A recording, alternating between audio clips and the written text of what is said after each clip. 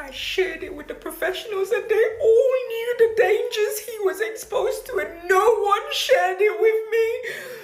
And in all the referrals suggested to me and no one shared the dangers my exposed to. People, let me tell you, if you refer yourself to social services, they're not going to take your children unless you're doing something wrong. And I did that. Had I not done that, I wouldn't have known the level of affiliation my son was exposed to in school. In school, the next place he's supposed to be safe, outside my household. Outside my fucking house. The professionals came in my home and said I've thought above and beyond anything that they could implement in my household. I shared everything with the professionals. This should not be the end result. And just let me share with you guys, the same professionals that I went to because my son's behavior changed within my home are the same professionals that were in charge of the main perpetrator after he did this. He stabbed someone the year before. He chopped someone in the forehead with a machete the year before. He's been going in and out of prison since the age of 13 for knife crime or carrying a knife. Let me just put it out there because they ain't gonna shut me up.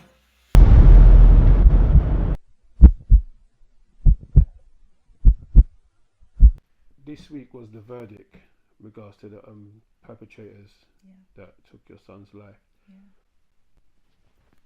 How does that feel to you? I think it was very evident by my TikTok video. I felt like that was a slap in the face, another failure to be highlighted.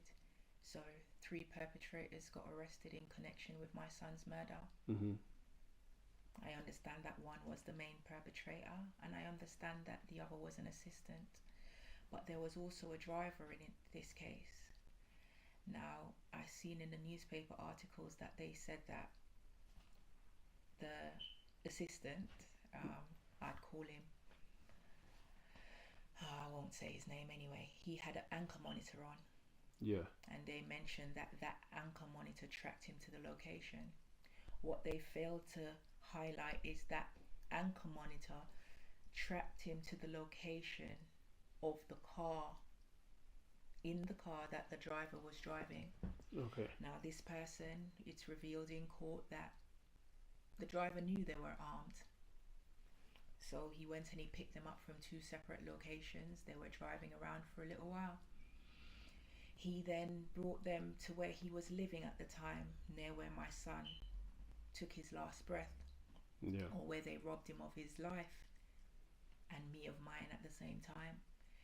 So he took them to his home, which was a lookout spot, and they sat there waiting on someone, and they saw my son and they ran out, put on their balaclava, armed. After the incident, the driver provided them a hideout until the police presence had subsided. He provided the main perpetrator with a change of clothes. And he got to go home to his family. He got found not guilty after the level of involvement that he participated in. They found him not guilty. Okay. That's another failure to be highlighted. Obviously, that's what brought you to doing the TikTok video, as you said. I want to ask you a question. When you heard that verdict, when you knew that boy was going to walk out that court free, how did that feel inside? You know what? It felt like they had stabbed me that day. And you know what twisted that dagger? Was to hear his family cheers of joy that he was found not guilty.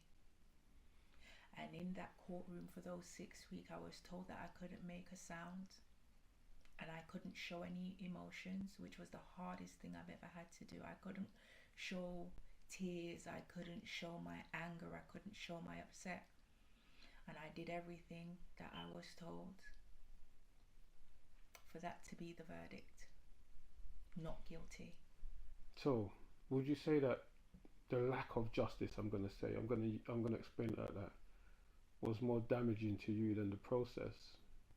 Yeah, because I went through the process,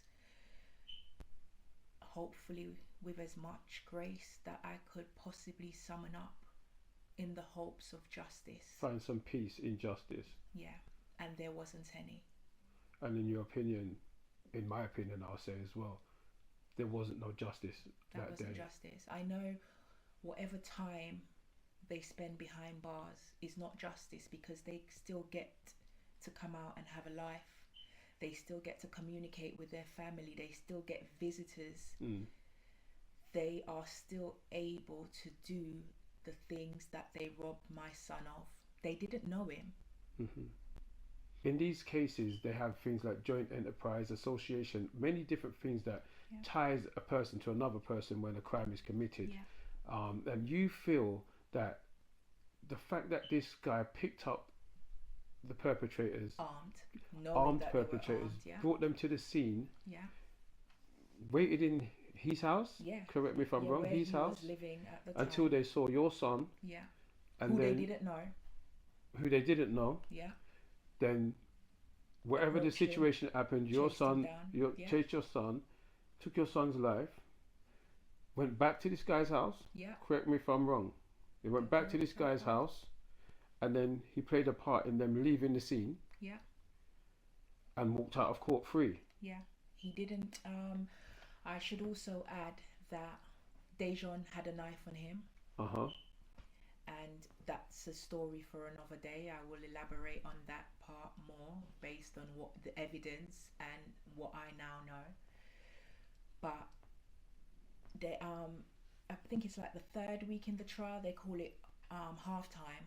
An application was submitted to the judge to have his charges dropped, and the judge denied it. And the reasoning she gave for denying it is that he has a case to answer to. This is the driver.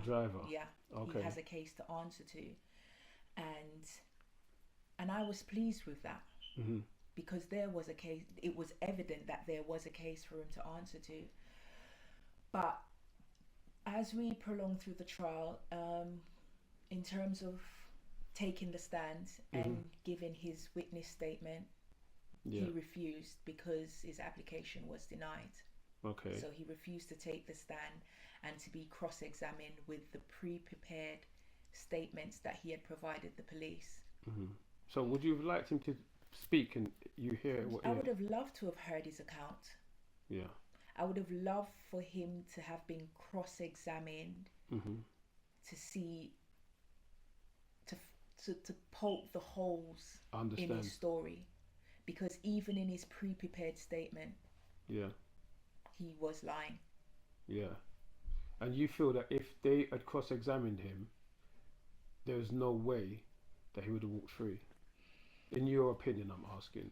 The courts are the courts. I don't know, Mark. But at least I would have heard his account. Because when the other perpetrators took the stand, the holes were poked in their story. The line of questioning revealed things that they were hiding. And just to be clear, what was the charges that were imposed on the other two?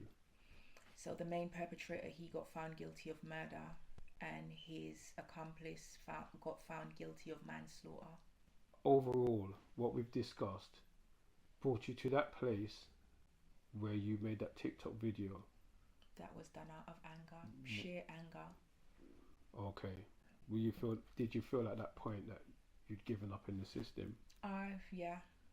So definitely. So I thought, you know what? Let me put it out there in the court of public opinion. So. And highlight to people, even after you're failed and your child lose their life, you get failed over and over again.